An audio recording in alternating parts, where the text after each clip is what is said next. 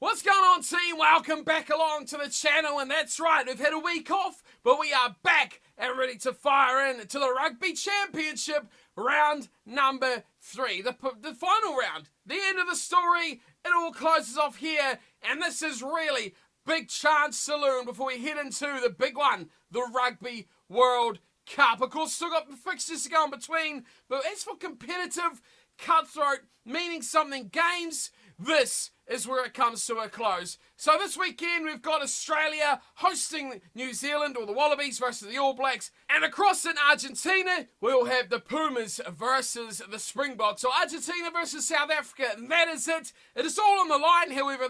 The South Africans have a 1-point lead at the top of the table over the All Blacks following that draw last round. So it is all in their favour, some may say, heading into this final matchup or this final weekend of the competition. So just before we get into things, let's check out how we look when it comes to SuperBru leaderboard. Now, look at that. No headphones. I can actually wear the hat. Brilliant stuff. But sadly, this will not be mine this round as well. I got in round 1, and man, I tell you what, that was the best feeling I've had in a long, long time. Leading at the top of the table is a familiar face as well. 3 crowns won. Yep, the winner of the Super Rugby Predictor. He's back where he belongs, at the top of the table. He's climbed up 4 spots to take the number 1 position, and really, surprisingly, he's the only one that's actually passed me and my picks following that. Now, I'm not sure why I don't have a little picture. Where's my picture? Doesn't matter. I'm still up there in 2nd position, however, following that really hard to predict round. I guess a draw is always hard to pick, isn't it? So 3 crowns won, returns back to the top of the table. I'm in 2nd. Nana is in 3rd, climbing up 10 spots. And another name we're familiar with as well, Alnut07, is sitting there in 4th position. Familiar names we know about as well. Taz is down there in 13th. The Driving Moors inside the top 20. And MFCFO is the Wooden Spooner, falling down 11 spots, down to 19th position. So the Yellow Cup actually goes to the guy by the name of Jesse Burrow, right at the bottom, who has only come in for, the last round. He's the only guy to have picked 1 match right. And I guess if you nail that Australian game last round, you've pretty much nailed the round, haven't you? So well done, Jesse. You've done yourself proud there, son. But of course, that's in the bank now. We're still in a top spot to attack. Let's see what's going to happen this weekend. Of course, the Australians versus New Zealand, and of course, the Argentinians versus the South Africans. Let's get into what we think is going to happen this weekend. A little quick recap through the teams, and of course, my predictions on who is going to win. Alrighty, so for round 3, I've decided we're going to have a little look at the SuperBru lineups, because they're a little bit pretty, aren't they? They are quite nice lineups. Now, having a look at the home team first, the Wallabies will be at home. This one is taking place in Perth. It's almost kind of like an afterthought, a little bit of a, well, you know what, we've screwed you over so much, Western Australia. Have a test match, have a Bledisloe Cup game, have a little bit of something, because, you know, we feel bad about it. That's what the Australian Rugby Union, or AR, Australian Rugby Australia, RA, what the hell ever they're called. That's pretty much what they've said here. And this is a big game. This is a big game for the region, obviously. The Western Force are playing there in the build-up to this game, I think the day before. This is huge. So Australia, they've picked an interesting team. There's one position that is extremely interesting as well, which we'll get to near the end because it's in the backs, but you can probably pick it straight away where this is that I'm going to pick on. We'll start off in the pack, like we always have a look at. A little bit of a change here. Scotty Sio will start on loose head side, Tolu Latu at hooker, and Alala Toa will start on the tight head side. So a big change there. Sio obviously played last round against the Argentinians, but changed at hooker and at tight head. So that's all right. They've got a bit of depth there. The old guys with the new guys, they're kind of bleeding these guys in. Kind of thought they would have given Tupou a bit more game time. I do think still he is the future of this Australian front row. And, I mean, if he can come in 4 years' time from now and be a hugely experienced player, what have they got to lose there? That's something they've really got to try and jump onto as well and get on their side is having that experience in their team. The second row, I think this is another guy who I thought really had to stand up. Isaac Rodder, great player. Again, another guy who's a huge part of Australian rugby future. He's alongside Rory Arnold. A good second row, a strong second row.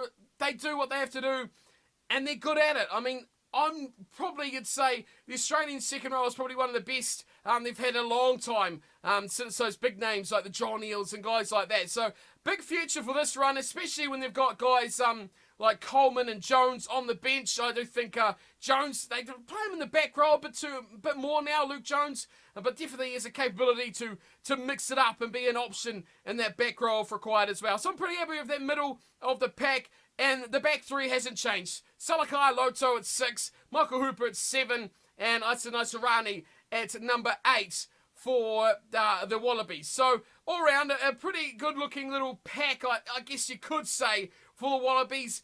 Is it? I think when you look at it overall, it's the best pack Australia can put together. The front row, I don't think they've really decided who their best options of the front row are. They really like what they've got out of Naisarani at number 8, and Salakai Loto is a big ball carrying number 6. So they've gone big, they've gone power, and they're trying to enforce it, I think, try and dominate. Especially, I think, when they look to the World Cup later on, they're going to look to a big bruising pack with the speed of a guy like Hooper to get around and control the big boy game as well. Moving into the back line, Nick White gets a nod and he'll partner Christian Lealiifano again. So they're kind of going with that, aren't they? Have they seen enough? I think they've seen enough from Bernard Foley that when it comes to the Rugby World Cup, they know what they're going to get from Bernard Foley. So they're trying this combination. Nick White, of course, just come back in the Australian fold, so they want to see what he's going to offer at this level as well. Against the All Blacks is a really good benchmark to go for. Christian Lealiifano, great fan of his, huge respect for the man. This is going to be his ultimate test. If he stands up here and performs really well, he's going to have a great time at it at the World Cup. If he doesn't, if he folds here like a pack of cards, it might be the last we really see of him in big matches. We'll see him against the Minnows, I guess, at World Cup Rugby, but other than that, probably not too much. Right, let's talk about the big, glaringly obvious thing here, the midfield partnership.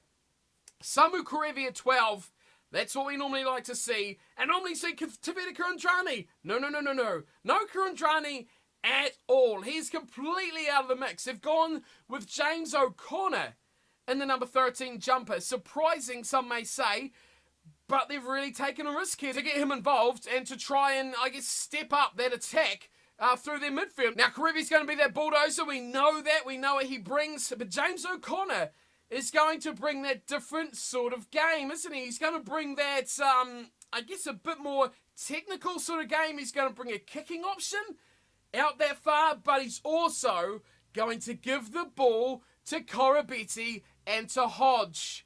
That is something we've not seen. Also his versatility. Now you look at this, you say Christian Lealiifano's wearing number 10 jumper. Currently Beale can step into that number 10 jumper. James O'Connor can step into that number 10 jumper role. They've got so many options here. Now of course Lealiifano, adept at fullback. So is O'Connor. Reece Hodge can play in midfield. They've got a super versatile backline here that they need to take advantage of. They can't be linear here. They can't sit here and say, Christian, you're taking first receiver. And James, if Kerevi doesn't pass you the ball, well, bad luck, son. No, they've got to switch this up. They've got to mix it up. They've got to make the best of all the options they have, because they have guys that can cover all over the place. If Beale gets stuck in a ruck breakdown, Reece Hodge, you've got to go back. O'Connor, you've got to cover. Someone's got to move around. They've got to keep changing things up. And that is going to be the strength, I think, of this Wallabies backline, is that they can do that. Of course, we talked about it, I haven't mentioned it. Reece Hodge is on the right wing. Marika Koroibete is on the left wing. Currently Beale's a fullback. But that's going to be the strength. A bit of a predictable back three, I guess. I still don't like Reece Hodge on the wing. He's not a winger. But I guess he does the job there. And what else options do you have? I guess when you look at the bench, Banks is on there as well. Will we see Beale come into the back line? Matsumu is there, who's had a torrid time since returning to Australia. They need to get him up to speed before the Rugby World Cup. Now, where this Wallabies team is going to get anything out of this game is, I think, what I was saying before. Mixing up this back line, springing surprises, changing up their game plan, and flowing the ball through. They can't just smash like they've done with Karevi and Kurandrani. They've got to get their back three in the game. Currently, Beale's a game breaker. James O'Connor's a game breaker. Karevi is a game breaker in his own right, just a different way. So they've got to adapt. They've got to evolve. They've got to mix it up. And they've got to keep the All Blacks guessing as to what they are going to be.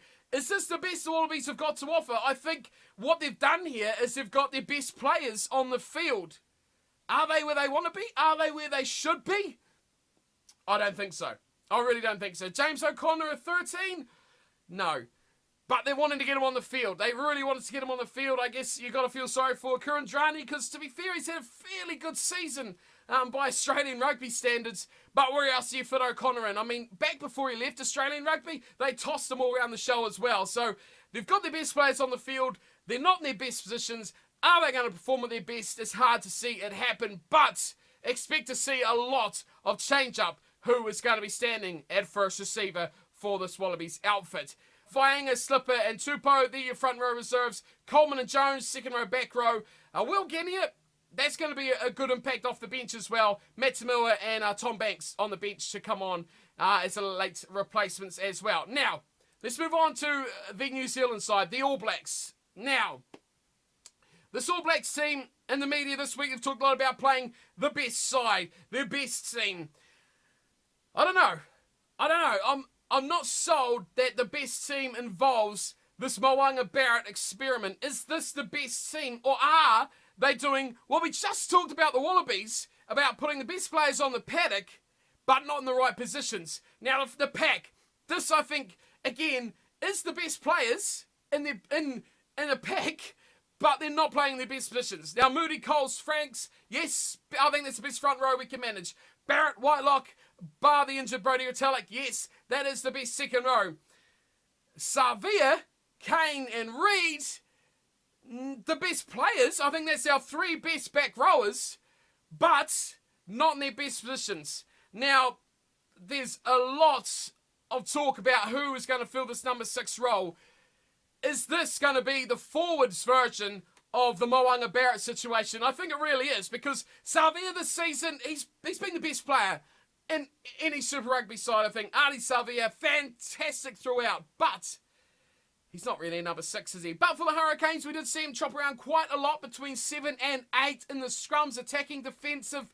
That's where they used him quite a bit differently, and I think the All Blacks are going to do exactly the same thing. So you're going to see attacking scrums come along, you're going to see Savia at number 8. I think defensively you're going to see him stay at 6 on the side, because he is definitely the best defensively. He gets out there, he makes big tackles, he makes things happen.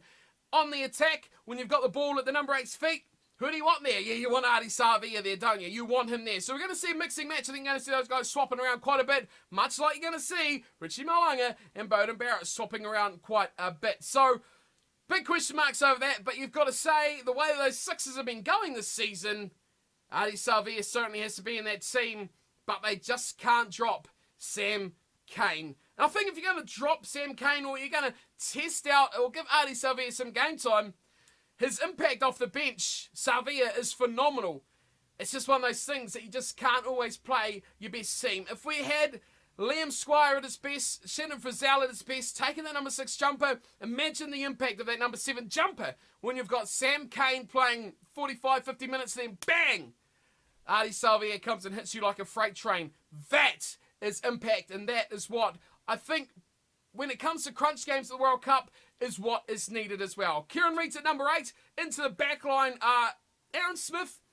I mean, if that last test match versus the Springboks taught you nothing, it should be that Aaron Smith is by far and away the best scrum half in New Zealand. It's not even a contest. The difference he made when he came on from Perenara was phenomenal. The speed of the ball. Now, the Springboks rushed up in defence and they hit guys.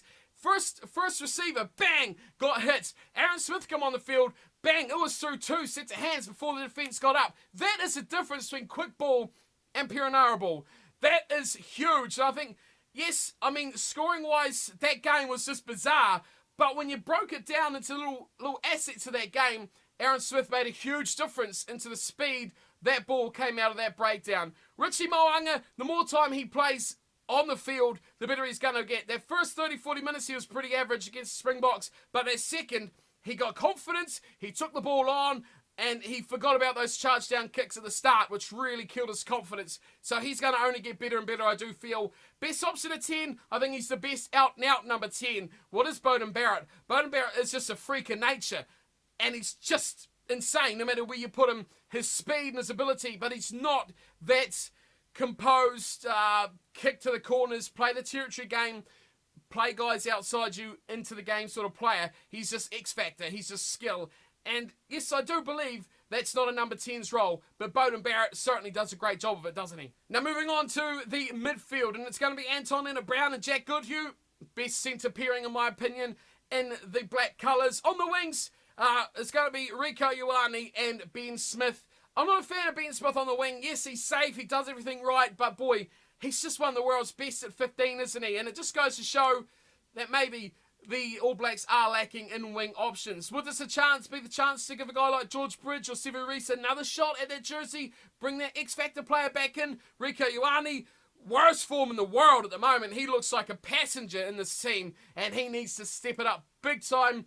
And Beauden Barrett, at fullback, we've talked about him enough, so I won't go on too much about Mr. Barrett, but I do expect him to spend quite a bit of time up at first receiver as well. And Ben Smith, I expect, will go back, and they'll just all spread out and fill in those holes. Into the bench, it's pretty strong, isn't it? Cody Taylor, that's a great swap at hooker. Atu Moli and I think Angus Tava have been really good, extraordinarily good for the All Blacks off the bench and even starting in their first test. I didn't have much faith, but those two guys have certainly stepped it up. Peti Tuipulotu comes in as a reserve second rower, starting to get into the stocks of those guys already. Matt Todd, he's still there. And it really overweights the number 7 jumper, doesn't it? When I think you really need a 6 there because you've got Savia who can cover Kane. But if Savia gets injured, what do you do? What do you do here? Because you're going to play 2 7s? You're going to play Todd and Kane? Out and out guys like that? That's going to be interesting. Perenara off the bench. I'll continue on saying I want to see more Brad Weber, but that's not going to happen. Laumape will come on in midfield. He needs a big game if he's going to push his claim for Rugby World Cup spot as well. And of course, Georgie Bridge, the Crusaders winger. I want to see more of him as well because I think the outside backs, those wingers, really haven't had a great season as well. So great chance for George Bridge to stake a claim for one of those winger jumpers. I think he's a great player and he could really push his claim to be in there when it comes to World Cup time later on this year. Okay, here we are. Game number 1. Time to make our picks. The Wallabies versus the All Blacks. Australia, New Zealand. It is in Perth. It is Western Australia, the home of the rejected force. I think it's going to be close. Now, if you've been around as long as I have, an old man like me, you know that the Wallabies are never a team that you write off. It doesn't matter how bad they look. It doesn't matter how bad they've been. It doesn't matter how bad they are going to be. They always step it up against the All Blacks. They always step it up in the Rugby World Cup year as well. Look at 4 years ago. They were woeful. They were terrible, yet they made the final. So you can't discount this Wallabies side. And I'm going to pick the All Blacks to win it. But it's not going to be by much. I'm going to go the All Blacks by 6. That's going to be my pick. All Blacks by 6. Let's lock that in. And let's see what the general consensus is of everyone around the globe. Wow, 4%. Wow, there you go. That tells you 95% of people are picking the All Blacks to win it. So let me know what your thoughts are in the comments below. We had a little bit of a look at the games coming up in the Rugby Championship this weekend. Enjoy the games this weekend. Make sure to tune in on Twitter, so go follow me there. The link will be in the description below for my Twitter handle. You can go check that out. And join in the banter this weekend. We'll be abusing some referees, abusing some players, and having some good old Twitter fun. Until then, thanks for watching, and as always, take care.